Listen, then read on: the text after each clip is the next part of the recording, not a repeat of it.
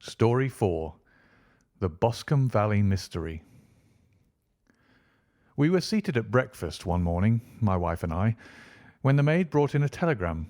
It was from Sherlock Holmes and ran in this way. "Have you a couple of days to spare? Have just been wired for from the west of England in connection with Boscombe Valley tragedy. Shall be glad if you will come with me. Air and scenery perfect. Leave Paddington by the 11:15. "What do you say, dear?" said my wife, looking across at me. "Will you go?" "I really don't know what to say. I have a fairly long list at present." "Oh, Anstruther would do the work for you. You've been looking a little pale lately. I think that the change would do you good, and you're always so interested in Mr. Sherlock Holmes's cases." "I should be ungrateful if I were not, seeing what I gained through one of them," I answered. "But if I'm to go, I must pack at once, for I have only half an hour." My experience of camp life in Afghanistan had at least had the effect of making me a prompt and ready traveller. My wants were few and simple, so that in less than the time stated I was in a cab with my valise, rattling away to Paddington Station. Sherlock Holmes was pacing up and down the platform, his tall, gaunt figure made even gaunter and taller by his long, grey travelling cloak and close-fitting cloth cap. "It is really very good of you to come, Watson," said he. "It makes a considerable difference to me, having someone with me on whom I can thoroughly rely. Local aid is always either worthless or else biased. If you will keep the two corner seats, I shall get the tickets." We had the carriage to ourselves, save for an immense litter of papers which Holmes had brought with him.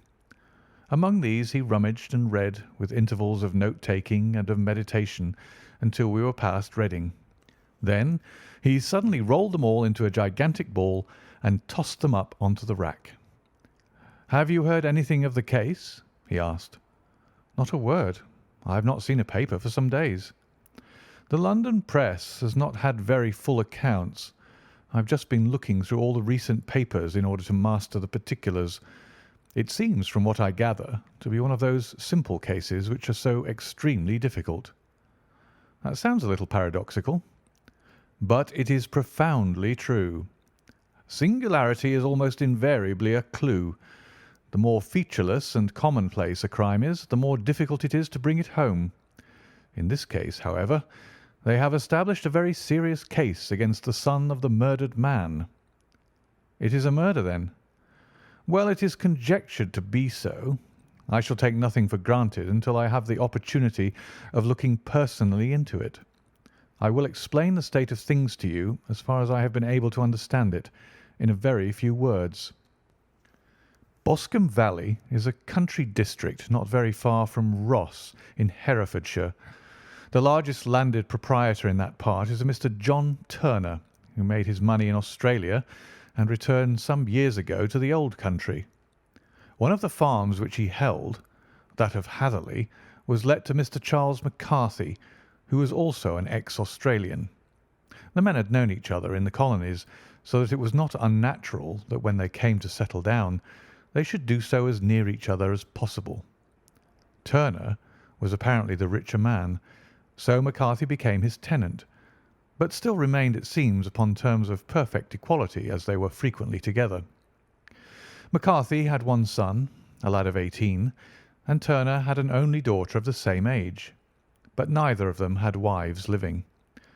They appear to have avoided the society of the neighbouring English families, and to have led retired lives, though both the McCarthys were fond of sport and were frequently seen at the race meetings of the neighbourhood. McCarthy kept two servants, a man and a girl.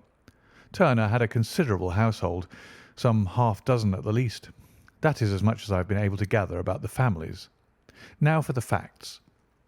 On June 3rd, that is, on Monday last, McCarthy left his house at Hatherley about 3 in the afternoon and walked down to the Boscombe Pool, which is a small lake formed by the spreading out of the stream which runs down the Boscombe Valley. He had been out with his serving man in the morning at Ross, and he had told the man that he must hurry, as he had an appointment of importance to keep at 3. From that appointment he never came back alive. From Hatherley Farmhouse to the Boscombe Pool is a quarter of a mile, and two people saw him as he passed over this ground. One was an old woman whose name is not mentioned, and the other was William Crowder, a gamekeeper in the employ of Mr. Turner. Both these witnesses depose that Mr. McCarthy was walking alone. The gamekeeper adds that within a few minutes of his seeing Mr. McCarthy pass, he had seen his son, Mr. James McCarthy, going the same way, with a gun under his arm. To the best of his belief, the father was actually in sight at the time, and the son was following him. He thought no more of the matter until he heard in the evening of the tragedy that had occurred. The two McCarthys were seen after the time when Michael Crowder, the gamekeeper, lost sight of them. The Boscombe Pool is thickly wooded round with just a fringe of grass and of reeds round the edge. A girl of 14, Patience Moran, who is the daughter of the lodge keeper of the Boscombe Valley estate, was in one of the woods picking flowers. She states that while she was there she saw, at the border of the wood and close by the lake, Mr. McCarthy and his son, and that they appeared to be having a violent quarrel. She heard Mr. McCarthy the elder using very strong language to his son, and she saw the latter raise up his hand as if to strike his father.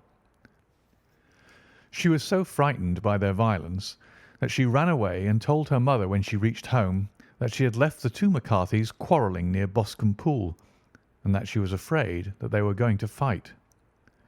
She had hardly said the words when young Mr. McCarthy came running up to the lodge to say that he had found his father dead in the wood, and to ask for the help of the lodge keeper.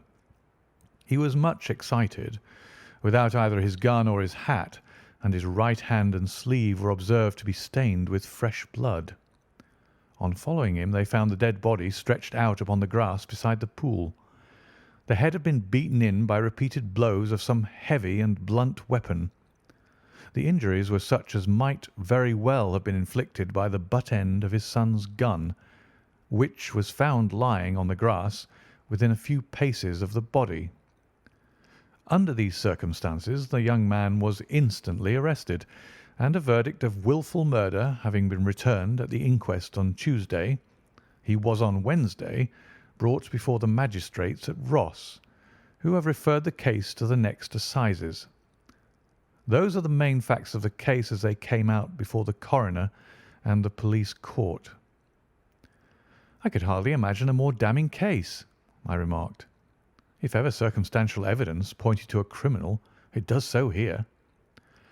"Circumstantial evidence is a very tricky thing," answered Holmes thoughtfully. "It may seem to point very straight to one thing, but if you shift your own point of view a little, you may find it pointing in an equally uncompromising manner to something entirely different.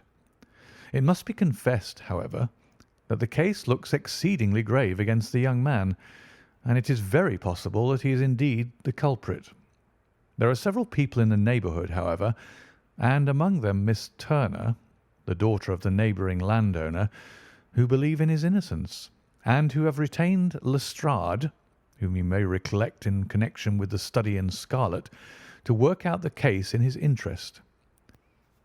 Lestrade, being rather puzzled, has referred the case to me, and hence it is that two middle-aged gentlemen are flying westward at 50 miles an hour instead of quietly digesting their breakfasts at home." "I'm afraid," said I, "that the facts are so obvious that you'll find little credit to be gained out of this case." "There is nothing more deceptive than an obvious fact," he answered, laughing. "Besides, we may chance to hit upon some other obvious facts which may have been by no means obvious to Mr. Lestrade. You know me too well to think that I am boasting when I say that I shall either confirm or destroy his theory by means which he is quite incapable of employing, or even of understanding. To take the first example to hand, I very clearly perceive that in your bedroom the window is upon the right-hand side, and yet I question whether Mr. Lestrade would have noted even so self-evident a thing as that. How on earth? My dear fellow, I know you well. I know the military neatness which characterises you. You shave every morning, and in this season you shave by the sunlight. But since your shaving is less and less complete as we go farther back on the left side, until it becomes positively slovenly as we get round the angle of the jaw, it is surely very clear that that side is less illuminated than the other. I could not imagine a man of your habits looking at himself in an equal light and being satisfied with such a result. I only quote this as a trivial example of observation and inference. Therein lies my métier, and it is just possible that it may be of some service in the investigation which lies before us. There are one or two minor points which were brought out in the inquest, and which are worth considering. What are they? It appears that his arrest did not take place at once, but after the return to Hatherley Farm. On the Inspector of Constabulary informing him that he was a prisoner, he remarked that he was not surprised to hear it, and that it was no more than his deserts. This observation of his had the natural effect of removing any traces of doubt which might have remained in the minds of the coroner's jury. "It was a confession," I ejaculated. "No, for it was followed by a protestation of innocence." Coming on top of such a damning series of events, it was at least a most suspicious remark. "On the contrary," said Holmes, "it is the brightest rift which I can at present see in the clouds. However innocent he might be, he could not be such an absolute imbecile as not to see that the circumstances were very black against him.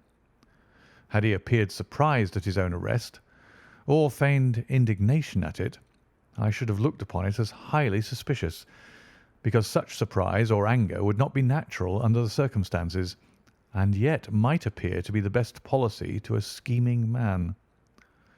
His frank acceptance of the situation marks him either an innocent man, or else as a man of considerable self-restraint and firmness. As to his remark about his deserts, it was also not unnatural if you consider that he stood beside the dead body of his father, and that there is no doubt that he had that very day so far forgotten his filial duty as to bandy words with him, and even, according to the little girl whose evidence is so important, to raise his hand as if to strike him. The self-reproach and contrition which are displayed in his remark appear to me to be the signs of a healthy mind rather than of a guilty one. I shook my head. "Many men have been hanged on far slighter evidence," I remarked. "So they have, and many men have been wrongfully hanged." "What is the young man's own account of the matter?" "It is, I am afraid, not very encouraging to his supporters, though there are one or two points in it which are suggestive. You will find it here, and may read it for yourself." He picked out from his bundle a copy of the local Herefordshire paper, and having turned down the sheet, he pointed out the paragraph in which the unfortunate young man had given his own statement of what had occurred. I settled myself down in the corner of the carriage and read it very carefully. It ran in this way: Mr. James McCarthy, the only son of the deceased, was then called and gave evidence as follows: "I had been away from home for 3 days at Bristol, and had only just returned upon the morning of last Monday, the 3rd. My father was absent from home at the time of my arrival, and I was informed by the maid that he had driven over to Ross with John Cobb, the groom. Shortly after my return, I heard the wheels of his trap in the yard, and, looking out of my window, I saw him get out and walk rapidly out of the yard, though I was not aware in which direction he was going. I then took my gun and strolled out in the direction of the Boscombe pool, with the intention of visiting the rabbit warren, which is upon the other side.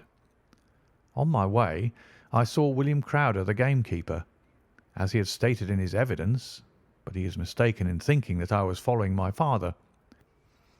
I had no idea that he was in front of me.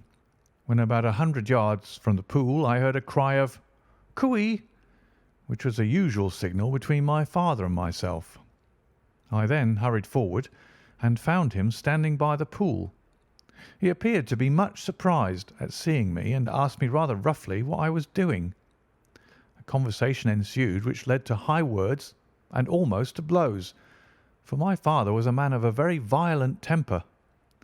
Seeing that his passion was becoming ungovernable, I left him and returned towards Hatherley Farm. I had not gone more than 150 yards, however, when I heard a hideous outcry behind me, which caused me to run back again. I found my father expiring upon the ground with his head terribly injured. I dropped my gun and held him in my arms, but he almost instantly expired. I knelt beside him for some minutes, and then made my way to Mr. Turner's lodge-keeper, his house being the nearest, to ask for assistance. I saw no one near my father when I returned, and I have no idea how he came by his injuries. He was not a popular man, being somewhat cold and forbidding in his manners, but he had, as far as I know, no active enemies. I know nothing further of the matter. The Coroner: Did your father make any statement to you before he died? Witness: He mumbled a few words, but I could only catch some allusion to a rat. The Coroner: What did you understand by that? Witness: It conveyed no meaning to me. I thought that he was delirious. The Coroner: What was the point upon which you and your father had this final quarrel? Witness: I should prefer not to answer. The Coroner: I am afraid that I must press it. Witness: It is really impossible for me to tell you. I can assure you that it has nothing to do with the sad tragedy which followed. The Coroner: That is for the court to decide. I need not point out to you that your refusal to answer will prejudice your case considerably in any future proceedings which may arise. Witness: I must still refuse.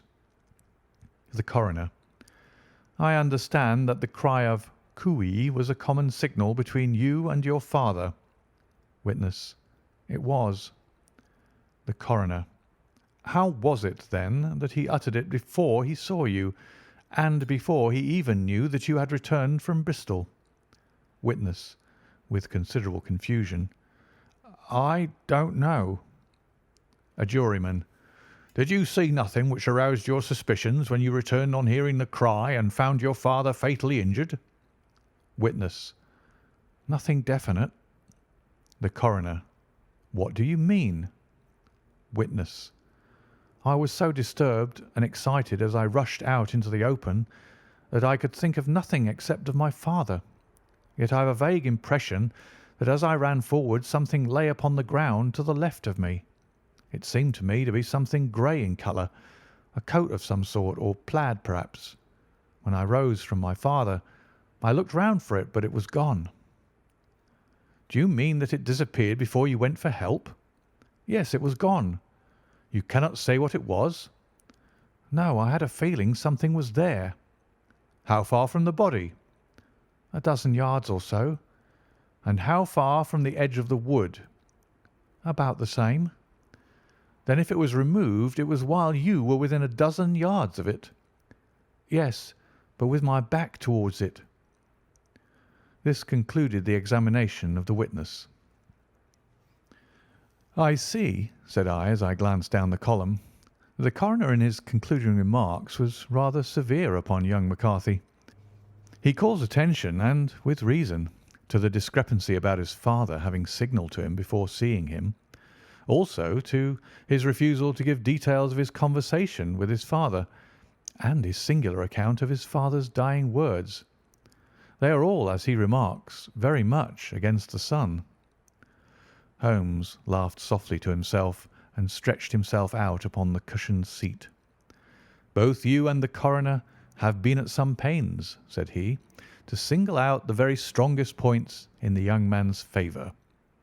Don't you see that you alternately give him credit for having too much imagination and too little? Too little if he could not invent a cause of quarrel which would give him the sympathy of the jury. Too much if he evolved from his own inner consciousness anything so outré as a dying reference to a rat and the incident of the vanishing cloth. No, sir, I shall approach this case from the point of view that what this young man says is true, and we shall see whither that hypothesis will lead us. And now, here is my pocket Petrarch, and not another word shall I say of this case until we are on the scene of action. We lunch at Swindon, and I see that we shall be there in 20 minutes. It was nearly 4 o'clock when we at last, having passed through the beautiful Stroud Valley and over the broad gleaming Severn, found ourselves at the pretty little country town of Ross. A lean, ferret-like man, furtive and sly-looking, was waiting for us upon the platform. In spite of the light brown dust coat and leather leggings which he wore in deference to his rustic surroundings, I had no difficulty in recognising Lestrade of Scotland Yard. With him we drove to the Hereford Arms, where a room had already been engaged for us. "I have ordered a carriage," said Lestrade as we sat over a cup of tea. "I knew your energetic nature, and that you would not be happy until you had been on the scene of the crime." "It was very nice and complimentary of you," Holmes answered. "It is entirely a question of barometric pressure." Lestrade looked startled. "I do not quite follow," he said. "How is the glass?" 29, I see. No wind, and not a cloud in the sky. I have a caseful of cigarettes here which need smoking, and the sofa is very much superior to the usual country hotel abomination. I do not think that it is probable that I shall use the carriage tonight." Lestrade laughed indulgently. "You have no doubt already formed your conclusions from the newspapers," he said. "The case is as plain as a pikestaff, and the more one goes into it, the plainer it becomes. Still, of course, one can't refuse a lady, and such a very positive one. She has heard of you, and would have your opinion, though I repeatedly told her that there was nothing which you could do which I had not already done. Why, bless my soul, here is her carriage at the door." He had hardly spoken before there rushed into the room one of the most lovely young women that I have ever seen in my life. Her violent eyes shining, her lips parted, a pink flush upon her cheeks, all thought of her natural reserve lost in her overpowering excitement and concern. "Oh, Mr. Sherlock Holmes!" she cried, glancing from one to the other of us, and finally, with a woman's quick intuition, fastening upon my companion. "I am so glad that you have come. I have driven down to tell you so. I know that James didn't do it. I know it. And I want you to start upon your work knowing it too. Never let yourself doubt upon that point. We have known each other since we were little children, and I know his faults as no one else does, but he is too tender-hearted to hurt a fly. Such a charge is absurd to anyone who really knows him." "I hope we may clear him, Miss Turner," said Sherlock Holmes. "You may rely upon my doing all that I can." "But you have read the evidence. You have formed some conclusions. Do you not see some loophole, some flaw? Do you not yourself think that he is innocent?" "I think that is very probable." "There now!" she cried, throwing back her head and looking defiantly at Lestrade. "You hear? He gives me hopes." Lestrade shrugged his shoulders. "I am afraid that my colleague has been a little quick in forming his conclusions," he said. "But he is right.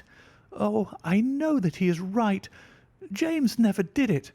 And about his quarrel with his father, I am sure that the reason why he would not speak about it to the coroner was because I was concerned in it."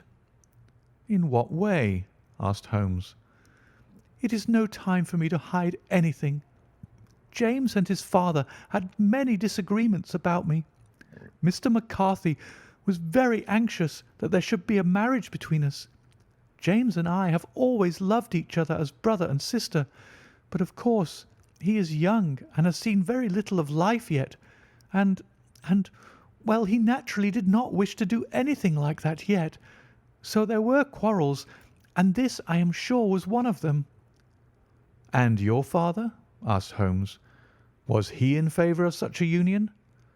"No, he was averse to it also. No one but Mr. McCarthy was in favour of it." A quick blush passed over her fresh young face, as Holmes shot one of his keen, questioning glances at her. "Thank you for this information," said he. "May I see your father if I call tomorrow?" "I'm afraid the doctor won't allow it." "The doctor?" "Yes. Have you not heard? Poor father has never been strong for years back, but this has broken him down completely. He has taken to his bed, and Dr. Willows says that he is a wreck and that his nervous system is shattered. Mr. McCarthy was the only man alive who had known Dad in the old days in Victoria." "Ha! In Victoria. That is important." "Yes, at the mines." "Quite so. At the gold mines, where, as I understand, Mr. Turner made his money." "Yes, certainly." "Thank you, Miss Turner. You have been of material assistance to me." "You will tell me if you have any news tomorrow. No doubt you will go to the prison to see James. Oh, if you do, Mr. Holmes, do tell him that I know him to be innocent." "I will, Miss Turner." "I must go home now, for Dad is very ill, and he misses me so if I leave him. Good-bye, and God help you in your undertaking." She hurried from the room as impulsively as she had entered, and we heard the wheels of her carriage rattle off down the street. "I'm ashamed of you, Holmes," said Lestrade with dignity after a few minutes' silence. "Why should you raise up hopes which you are bound to disappoint? I am not over tender of heart, but I call it cruel." "I think that I see my way to clearing James McCarthy," said Holmes. "Have you an order to see him in prison?" "Yes, but only for you and me." "Then I shall reconsider my resolution about going out. We have still time to take a train to Hereford and see him tonight?" "Ample." "Then let us do so. Watson, I fear that you will find it very slow, but I shall only be away a couple of hours." I walked down to the station with them, and then wandered through the streets of the little town, finally returning to the hotel, where I lay upon the sofa and tried to interest myself in a yellow-backed novel. The puny plot of the story was so thin, however, when compared to the deep mystery through which we were groping, and I found my attention wander so continually from the action to the fact, that I at last flung it across the room and gave myself entirely to a consideration of the events of the day. Supposing that this unhappy young man's story were absolutely true, then what hellish thing, what absolutely unforeseen and extraordinary calamity could have occurred between the time when he parted from his father and the moment when, drawn back by his screams, he rushed into the glade? It was something terrible and deadly. What could it be? Might not the nature of the injuries reveal something to my medical instincts? I rang the bell and called for the weekly county paper, which contained a verbatim account of the inquest. In the surgeon's deposition, it was stated that the posterior third of the left parietal bone and the left half of the occipital bone had been shattered by a heavy blow from a blunt weapon. I marked the spot upon my own head. Clearly such a blow must have been struck from behind. That was to some extent in favour of the accused, as when seen quarrelling he was face to face with his father. Still, it did not go for very much, for the older man might have turned his back before the blow fell. Still, it might be worth while to call Holmes' attention to it. Then there was the peculiar dying reference to a rat. What could that mean? It could not be delirium. A man dying from a sudden blow does not commonly become delirious. No, it was more likely to be an attempt to explain how he met his fate. But what could it indicate? I cudgelled my brains to find some possible explanation, and then the incident of the grey cloth seen by young McCarthy. If that were true, the murderer must have dropped some part of his dress, presumably his overcoat, in his flight, and must have had the hardihood to return and to carry it away at the instant when the son was kneeling with his back turned, not a dozen paces off. What a tissue of mysteries and improbabilities the whole thing was! I did not wonder at Lestrade's opinion, and yet I had so much faith in Sherlock Holmes' insight that I could not lose hope as long as every fresh fact seemed to strengthen his conviction of young McCarthy's innocence. It was late before Sherlock Holmes returned. He came back alone, for Lestrade was staying in lodgings in the town. "The glass still keeps very high," he remarked as he sat down. "It is of importance that it should not rain before we are able to go over the ground. On the other hand, a man should be at his very best and keenest for such nice work as that, and I did not wish to do it when fagged by a long journey. I have seen young McCarthy." "And what did you learn from him?" "Nothing." "Could he throw no light?" "None at all. I was inclined to think at one time that he knew who had done it and was screening him or her, but I am convinced now that he is as puzzled as everyone else. He is not a very quick-witted youth, though comely to look at, and I should think sound at heart." "I cannot admire his taste," I remarked, "if it is indeed a fact that he was averse to a marriage with so charming a young lady as this Miss Turner." "Ah, thereby hangs a rather painful tale. This fellow is madly, insanely in love with her, but some 2 years ago, when he was only a lad and before he really knew her, for she had been away 5 years at a boarding school, what does the idiot do but get into the clutches of a barmaid in Bristol and marry her at a registry office? No one knows a word of the matter, but you can imagine how maddening it must be to him to be upbraided for not doing what he would give his very eyes to do, but what he knows to be absolutely impossible. It was sheer frenzy of this sort which made him throw his hands up into the air when his father, at their last interview, was goading him on to propose to Miss Turner. On the other hand, he had no means of supporting himself, and his father, who was by all accounts a very hard man, would have thrown him over utterly had he known the truth. It was with his barmaid wife that he had spent the last 3 days in Bristol, and his father did not know where he was. Mark that point. It is of importance. Good has come out of evil, however, for the barmaid, finding from the papers that he is in serious trouble and likely to be hanged, has thrown him over utterly and has written to him to say that she has a husband already in the Bermuda dockyard, so that there is really no tie between them. I think that that bit of news has consoled young McCarthy for all that he has suffered. But if he's innocent, who has done it? Ah, who? I would call your attention very particularly to 2 points. One is that the murdered man had an appointment with someone at the pool, and that the someone could not have been his son, for his son was away, and he did not know when he would return.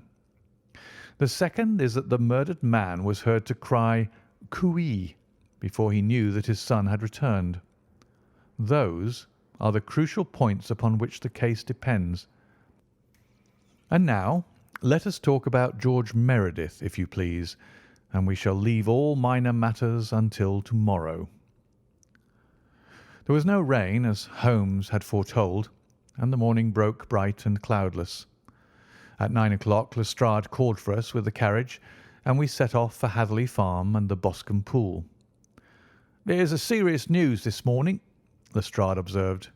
"It is said that Mr. Turner of the Hall is so ill that his life is despaired of."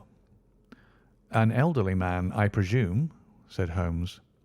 "About 60, but his constitution has been shattered by his life abroad, and he has been in failing health for some time. This business has had a very bad effect upon him. He was an old friend of McCarthy's, and, I may add, a great benefactor to him, for I have learned that he gave him Hatherley Farm rent-free." "Indeed, that is interesting," said Holmes. "Oh, yes. In 100 other ways he has helped him. Everybody about here speaks of his kindness to him." "Really? Does it not strike you as a little singular that this McCarthy, who appears to have had little of his own and to have been under such obligations to Turner, should still talk of marrying his son to Turner's daughter, who is presumably heiress to the estate, and that in such a very cocksure manner as if it were merely a case of a proposal and all else would follow. It is the more strange, since we know that Turner himself was averse to the idea. The daughter told us as much. Do you not deduce something from that?" "We have got to the deductions and the inferences," said Lestrade, winking at me. "I find it hard enough to tackle facts, Holmes, without flying away after theories and fancies." "You are right," said Holmes demurely. "You do find it very hard to tackle the facts." "Anyhow, I have grasped one fact which you seem to find it difficult to get hold of," replied Lestrade with some warmth. "And that is?" "That McCarthy senior met his death from McCarthy junior, and that all theories to the contrary are the merest moonshine." "Well, moonshine is a brighter thing than fog," said Holmes, laughing. "But I am very much mistaken if this is not Hatherley Farm upon the left." "Yes, that is it." It was a widespread, comfortable-looking building, two-storied, slate-roofed, with great yellow blotches of lichen upon the grey walls. The drawn blinds and the smokeless chimneys, however, gave it a stricken look, as though the weight of this horror still lay heavy upon it. We called at the door, when the maid, at Holmes's request, showed us the boots which her master wore at the time of his death, and also a pair of the son's, though not the pair which he had then had. Having measured these very carefully from 7 or 8 different points, Holmes desired to be led to the courtyard, from which we all followed the winding track which led to Boscombe Pool. Sherlock Holmes was transformed when he was hot upon such a scent as this. Men who had only known the quiet thinker and logician of Baker Street would have failed to recognize him. His face flushed and darkened. His brows were drawn into 2 hard black lines, while his eyes shone out from beneath them with a steely glitter. His face was bent downward, his shoulders bowed, his lips compressed, and the veins stood out like whipcord in his long, sinewy neck. His nostrils seemed to dilate with a purely animal lust for the chase, and his mind was so absolutely concentrated upon the matter before him that a question or remark fell unheeded upon his ears, or, at the most, only provoked a quick, impatient snarl in reply. Swiftly and silently he made his way along the track which ran through the meadows, and so by way of the woods to the Boscombe Pool. It was damp, marshy ground, as is all that district, and there were marks of many feet, both upon the path and amid the short grass which bounded it on either side. Sometimes Holmes would hurry on, sometimes stop dead, and once he made quite a little detour into the meadow. Lestrade and I walked behind him, the detective indifferent and contemptuous, while I watched my friend with the interest which sprang from the conviction that every one of his actions was directed towards a definite end.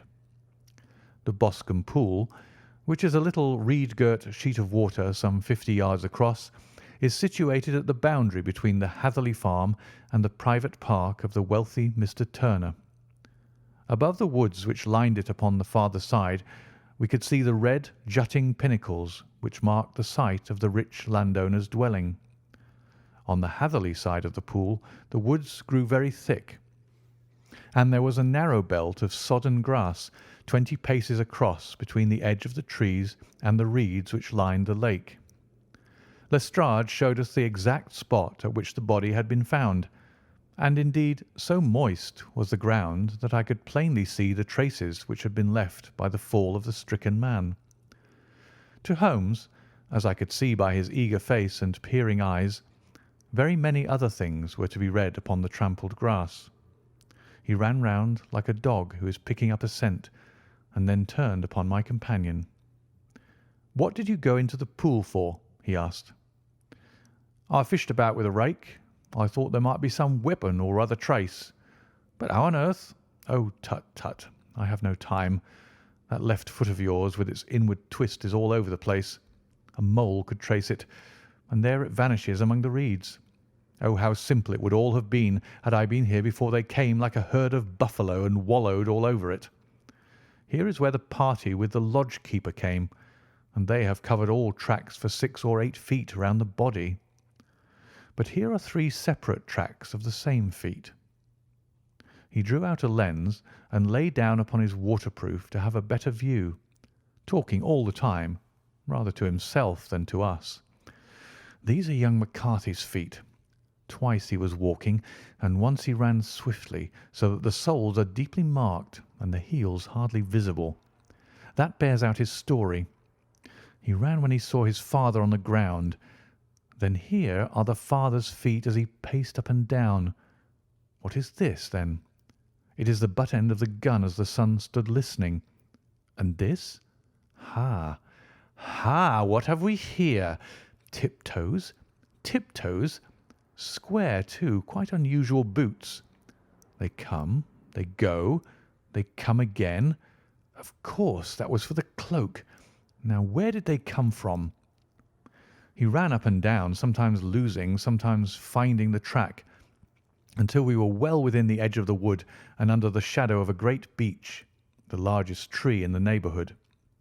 Holmes traced his way to the farthest side of this and lay down once more upon his face with a little cry of satisfaction. For a long time he remained there, turning over the leaves and dried sticks, gathering up what seemed to me to be dust into an envelope, and examining with his lens not only the ground but even the bark of the tree as far as he could reach. A jagged stone was lying among the moss, and this also he carefully examined and retained. Then he followed a pathway through the wood until he came to the high road where all traces were lost. "It has been a case of considerable interest," he remarked, returning to his natural manner. "I fancy that this grey house on the right must be the lodge. I think that I will go in and have a word with Moran, and perhaps write a little note. Having done that, we may drive back to our luncheon. You may walk to the cab, and I shall be with you presently." It was about 10 minutes before we regained our cab and drove back into Ross, Holmes still carrying with him the stone which he had picked up in the wood. "This may interest you, Lestrade," he remarked, holding it out. "The murder was done with it." "I see no marks." "There are none." "How do you know, then?"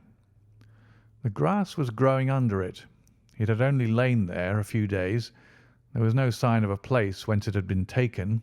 It corresponds with the injuries. There is no sign of any other weapon." "And the murderer?" "Is a tall man, left-handed, limps with the right leg, wears thick-soled shooting boots and a grey cloak, smokes Indian cigars, uses a cigar holder, and carries a blunt penknife in his pocket. There are several other indications, but these may be enough to aid us in our search."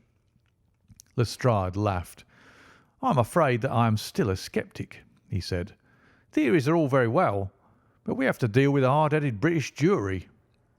"Nous verrons," answered Holmes calmly. "You work your own method, and I shall work mine. I shall be busy this afternoon, and shall probably return to London by the evening train." "And leave your case unfinished?" "No, finished." "But the mystery?" "It is solved." "Who was the criminal, then?" "The gentleman I describe." "But who is he?" "Surely it would not be difficult to find out. This is not such a populous neighbourhood." Lestrade shrugged his shoulders. "I am a practical man," he said, "and I really cannot undertake to go about the country looking for a left-handed gentleman with a gammy leg. I should become the laughing-stock of Scotland Yard."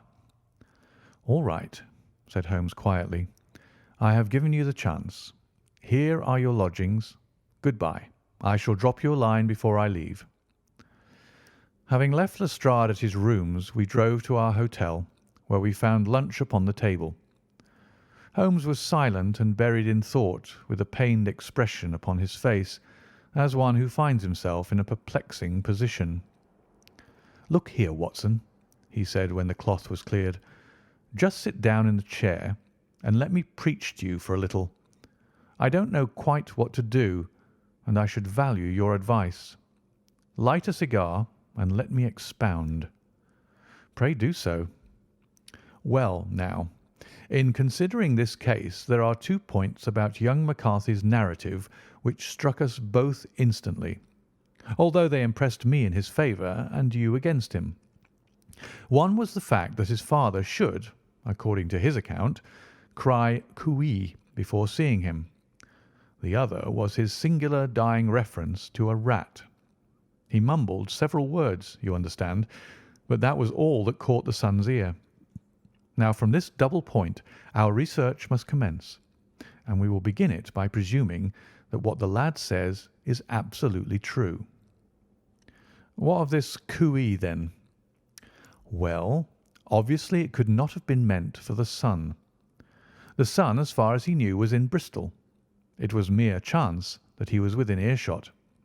The cooee was meant to attract the attention of whoever it was that he had the appointment with. But cooee is a distinctly Australian cry, and one which is used between Australians. There is a strong presumption that the person whom McCarthy expected to meet him at Boscombe Pool was someone who had been in Australia. What of the rat, then? Sherlock Holmes took a folded paper from his pocket and flattened it out on the table. "This is a map of the colony of Victoria," he said. "I wired to Bristol for it last night." He put his hand over part of the map. "What do you read?" "ARAT," I read. "And now?" He raised his hand. "Ballarat." "Quite so. That was the word the man uttered, and of which his son only caught the last two syllables. He was trying to utter the name of his murderer, so-and-so of Ballarat." "It is wonderful," I exclaimed. "It is obvious. And now, you see, I had narrowed the field down considerably. The possession of a grey garment was a third point, which, granting the son's statement to be correct, was a certainty. We have come now, out of mere vagueness, to the definite conception of an Australian from Ballarat with a grey cloak." "Certainly." "And one who was at home in the district, for the pool can only be approached by the farm or by the estate, where strangers could hardly wander." "Quite so. Then comes our expedition of to-day. By an examination of the ground I gained the trifling details which I gave to that imbecile Lestrade as to the personality of the criminal." "But how did you gain them?" "You know my method.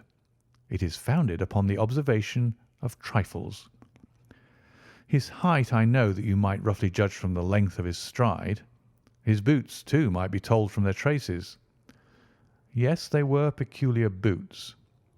"But his lameness?" "The impression of his right foot was always less distinct than his left. He put less weight upon it. Why? Because he limped. He was lame." "But his left-handedness?"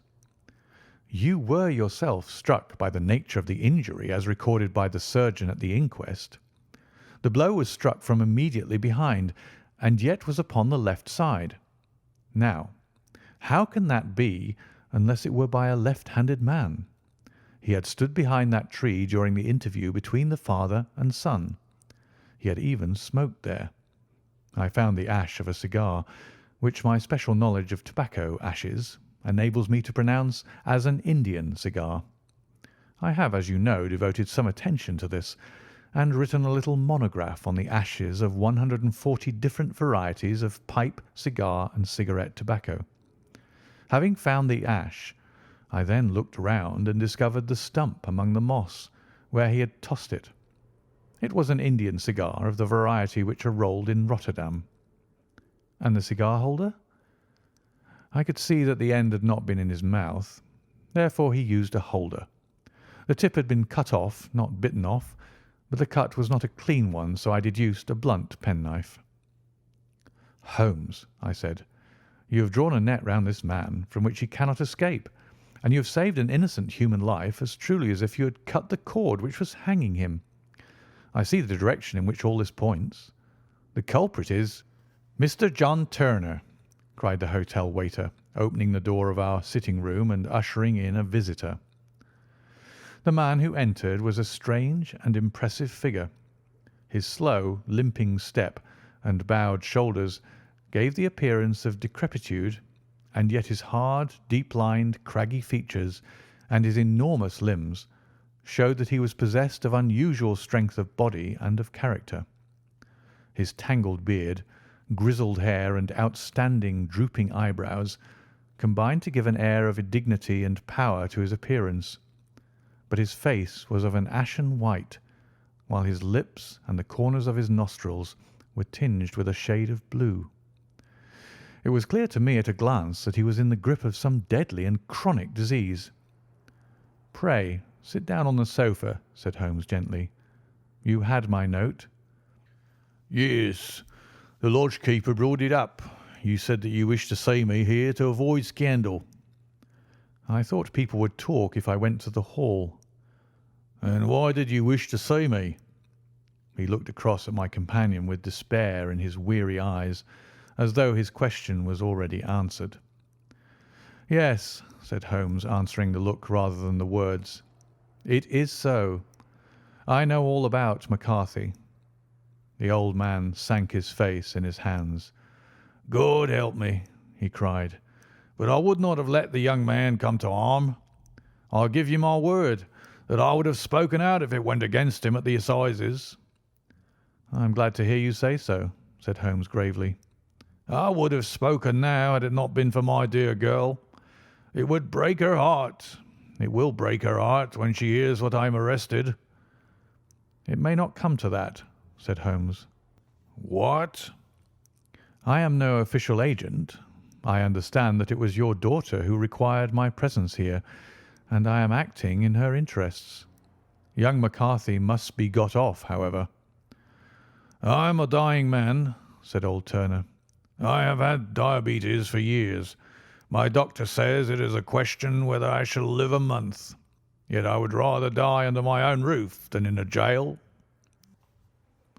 Holmes rose and sat down at the table with his pen in his hand and a bundle of paper before him. "Just tell us the truth," he said. "I shall jot down the facts. You will sign it, and Watson here can witness it. Then I could produce your confession at the last extremity to save young McCarthy. I promise you that I shall not use it unless it is absolutely needed." "It is as well," said the old man. "It's a question whether I shall live to the assizes, so it matters little to me. But I should wish to spare Alice the shock, and now I will make the thing clear to you. It has been a long time in the acting, but will not take me long to tell. You didn't know this dead man, McCarthy. He was the devil incarnate. I tell you that. God keep you out of the clutches of such a man as he. His grip has been upon me these 20 years, and he has blasted my life. I'll tell you first how I came to be in his power. It was in the early 60s at the diggings. I was a young chap then, hot-blooded and reckless, ready to turn my hand at anything. I got among bad companions, took to drink, had no luck with my claim, took to the bush, and, in a word, became what you call over here a highway robber. There were 6 of us, and we had a wild, free life of it, sticking up a station from time to time or stooping the wagons on the road to the diggings. Black Jack of Ballarat was the name I went under, and our party is still remembered in the colony as the Ballarat Gang. One day a gold convoy came down from Ballarat to Melbourne, and we lay in wait for it and attacked it. There were 6 troopers and 6 of us, so it was a close thing, but we emptied 4 of their saddles at the first volley. 3 of our boys were killed, however, before we got the swag. I put my pistol to the head of the wagon driver, who was this very man McCarthy. I wished to the Lord that I had shot him then, but I spared him, though I saw his wicked little eyes fixed on my face, as though to remember every feature. We got away with the gold, became wealthy men, and made our way over to England without being suspected. There I parted from my old pals and determined to settle down to a quiet and respectable life. I bought this estate, which chanced to be in the market, and I set myself to do a little good with my money, to make up for the way in which I had earned it. I married too, and though my wife died young, she left me my dear little Alice. Even when she was just a baby, her wee hands seemed to lead me down the right path as nothing else has ever done. In a word, I turned over a new leaf and did my best to make up for the past. All was going well when McCarthy laid his grip upon me. I had gone up to town about an investment, and I met him in Regent Street with hardly a coat to his back or a boot to his foot. "Here we are, Jack," says he, touching me on the arm. "We'll be as good as a family to you. There's two of us, me and my son, and you can have the keeping of us. If you don't, it's a fine, law-abiding country is England, and there's always a policeman within hail." Well, down they came to the West Country. There was no shaking them off, and there they have lived rent-free on my best land ever since. There was no rest for me, no peace, no forgetfulness. Turn where I would, there was this cunning, grinning face at my elbow. It grew worse as Alice grew up, for he soon saw I was more afraid of her knowing my past than of the police. Whatever he wanted he must have, and whatever it was I gave him without question. Land, money, houses, until at last he asked a thing which I could not give. He asked for Alice. His son, you see, had grown up, and so had my girl, and as I was known to be in weak health, it seemed a fine stroke to him that his lad should step into the whole property. But there I was firm. I would not have his cursed stock mixed with mine. Not that I had any dislike to the lad, but his blood was in him, and that was enough. I stood firm. McCarthy threatened. I braved him to do his worst. We were to meet at the pool midway between our houses to talk it over. When I went down there I found him talking with his son, so I smoked a cigar and waited behind a tree until he should be alone. But as I listened to his talk, all that was black and bitter in me seemed to come uppermost. He was urging his son to marry my daughter, with as little regard for what she might think as if she were a slut from off the streets. It drove me mad to think that I and all that I held most dear should be in the power of such a man as this. Could I not snap the bond? I was already a dying and a desperate man, though clear of mind and fairly strong of limb. I knew that my own fate was sealed, but my memory and my girl, both could be saved if I could but silence that foul tongue. I did it, Mr. Holmes. I would do it again. Deeply as I have sinned, I have led a life of martyrdom to atone for it. But that my girl should be entangled in the same meshes which held me was more than I could suffer. I struck him down with no more compunction than if he had been some foul and venomous beast. His cry brought back his son, but I had gained the cover of the wood, though I was forced to go back to fetch the cloak which I had dropped in my flight. That is the true story, gentlemen, of all that occurred." "Well, it is not for me to judge you," said Holmes, as the old man signed the statement which had been drawn out. "I pray that we may never be exposed to such temptation." "I pray not, sir. And what do you intend to do?" "In view of your health, nothing. You are yourself aware that you will soon have to answer for your deed at a higher court than the assizes. I will keep your confession, and if McCarthy is condemned, I shall be forced to use it. If not, it shall never be seen by mortal eye, and your secret, whether you be alive or dead, shall be safe with us." "Farewell, then," said the old man solemnly. "Your own deathbeds, when they come, will be the easier for the thought of the peace which you have given to mine.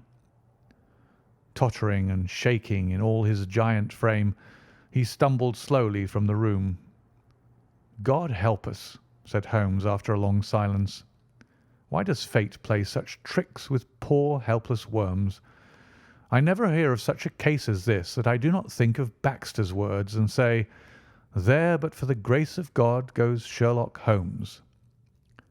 James McCarthy was acquitted at the assizes on the strength of a number of objections which had been drawn out by Holmes and submitted to the defending counsel. Old Turner lived for 7 months after our interview, but he is now dead, and there is every prospect that the son and daughter may come to live happily together in ignorance of the black cloud which rests upon their past. End of the Boscombe Valley Mystery.